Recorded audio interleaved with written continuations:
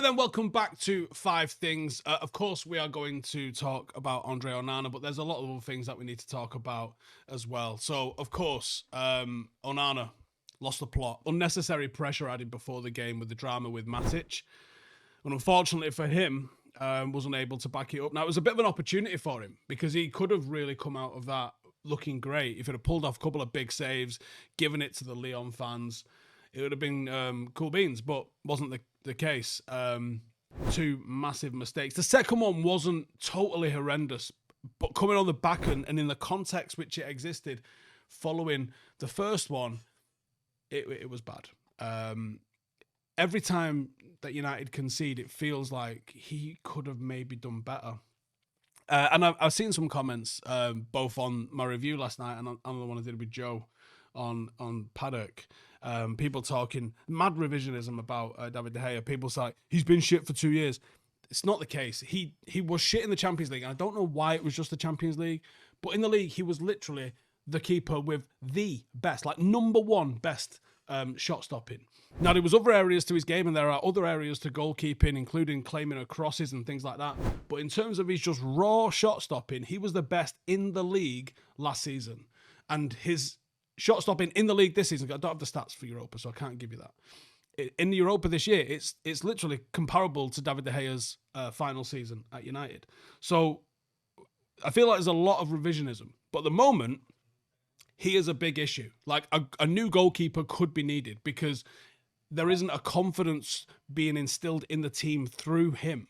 I just think it's important to talk about actual facts and not just rewrite history because people aren't enjoying him at the moment. He's not been shit for 18 months. He's having a bad season. But he's having a season that is potentially that bad that it might be the end of him as a goalkeeper.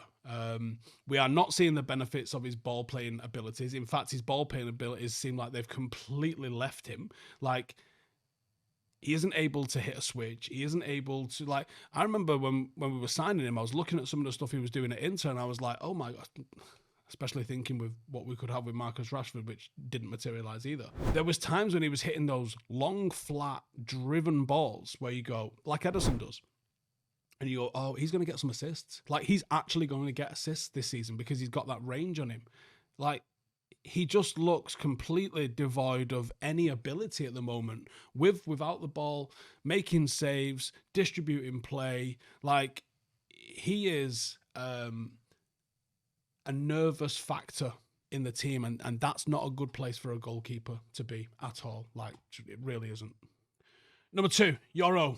Lenny Yoro continued to excel. I thought it was a real good shift from him. Started to find his groove, looking very good with the ball, very reliable, seemingly making that left side centre-half role his own, which I don't think is a natural position for him. I actually still think he's better as the right side centre-half, but he's filling in admirably.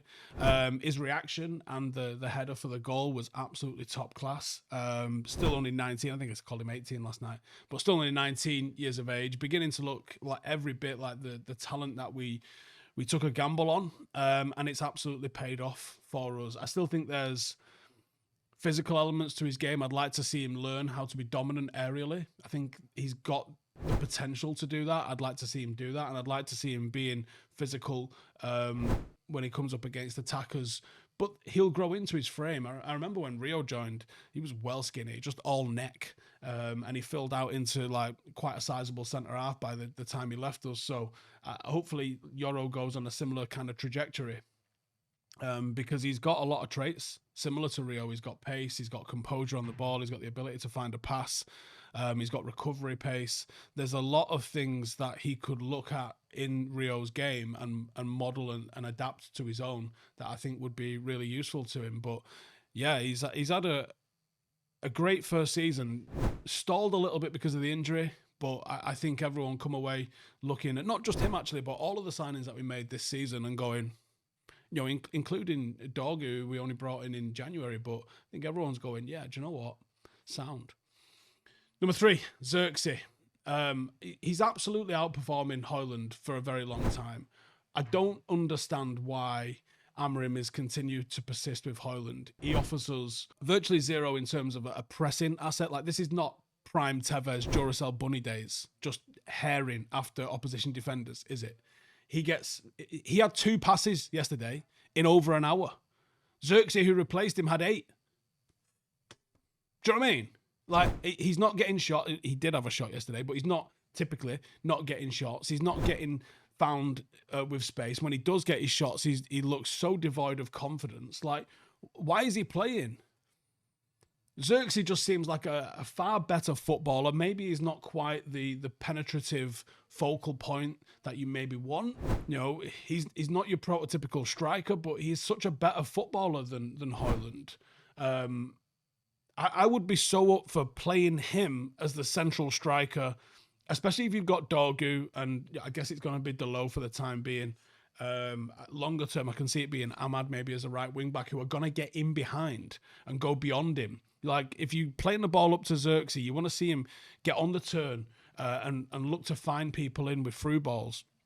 That's how I see it kind of working in that final third, and I see it working with Zirkzee, because there's literally nothing in Rasmus Hojlund's game at the moment where you go, oh, that's why he's in the team. He's doing genuinely nothing. Now, I don't know if he's completely devoid of ability, because I've seen him do stuff in a United shirt. It was like the start of this season, he decided he wanted to get involved in winning 1v1 duels. But then he got so wrapped up in it and so obsessed with it that he forgot how to do every other thing that it involving the football. And it's annoying. It's absolutely annoying.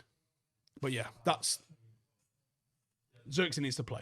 Number 4, Mainoo. Nice to see him back in the United shirt. Probably a little bit early as well, actually, because he just kind of appeared in training and then boom, he's on the pitch. Nice. It was a sharp 10 minutes. The technical level of United massively improved, and we looked so much more of a threat, and he was combining well. Again, didn't get on the ball loads, like 5 passes I think he had. But he combined well with Mount, with Zirkzee, got himself into threatening positions, was instrumental in winning the ball back and laying it off to Bruno for Zirkzee's goal. Like, you forget just how impactful he can be with the ball. His movements off, on, and around and ahead of the ball was fantastic. Really intrigued to see where he's going to line up in this team, if he ends up in the final third or if he ends up in the middle third as a bit of a deep lying conductor. But I think he's so much better further up the pitch, and I want to see him persisted with, or even the gaffer rotate into a slightly adapted formation to get the best out of both him and Bruno. Maybe it's more of a diamond in the middle than a box, but I guess we'll see. But real sharp little cameo, nice to see. And then Garnacho and Hojlund, they stank the place out. I don't know if it's sell. I don't know the situation with the club's finances are. We're never really going to know until we see the results. I don't know if you loan them. There is something in both of them. I don't think they're like devoid of any talent whatsoever. I think that would be massively overreactionary to say. There is something in both of them. There is clearly a level of talent. Decision making absolutely can be improved. I mean, it's on the floor with both of them at the moment. But they're having not just lackluster seasons, they're having the sort of season which you may never come back from.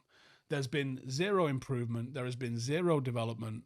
You know, is it a case of cut your losses? Can we afford to cut our losses with either of them? Can we afford to not cut our losses with either of them?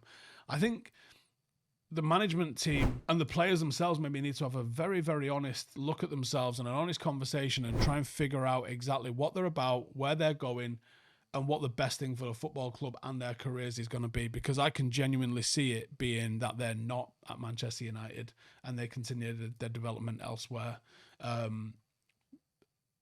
They're causing a lot of frustration, for me at least anyway. I mean, I don't know about you guys, but I mean, let me know in the comments. Let me know what you think. Let me know if you agree or disagree with any of those points.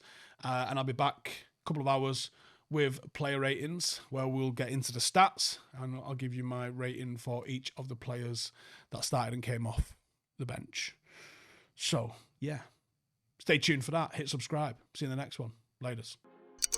Hey, thank you for watching the video. If you are new around these parts, then don't forget to subscribe. My channel is proudly supported by my community on Patreon. If you'd like to get a little bit of extra content, a Discord group, meetups, 5-a-side games, weekly podcasts, behind the scenes, and even an occasional bit of transfer news as and when I get it, then for the price of a pint, you can show your appreciation for the content that we make and get some goodies for doing so as well. Check the link in the description or click the button right here. You'll also find all of my socials here too if you want to follow me on any of those platforms. Nice one.